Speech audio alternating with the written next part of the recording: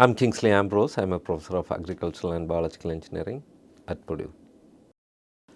Grain dust explosions are still a safety concern for grain industry, especially when we harvest grains. We bring in lots of dust that is put in grain silos, or when we handle those grains, tons of dust being generated during handling and processing. So what happens is, when you bring all the dust here, and again, the presence of dispersed dust, and then presence of an ignition source, and if for example, in a grain silo, it's a perfect confined space, and always oxygen is there. So presence of these 5 factors leads to an explosion.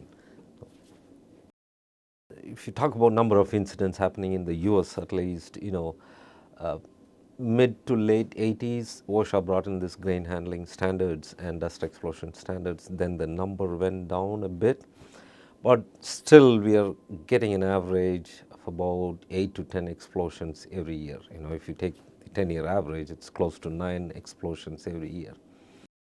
We have been working on preventing dust explosions through research and also through training programs. We also do train industry workers so that they are aware of dust explosion incidents, so we can prevent at least some incidents from happening.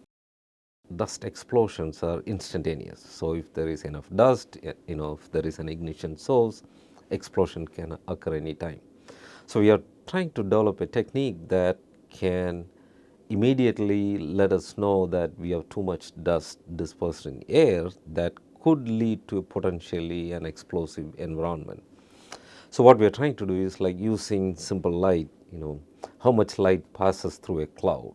We are trying to use that information, how much light passes through different patterns of dust clouds, and using a simple camera to get that light passing through cloud and get a quantitative information of the amount of dust in air.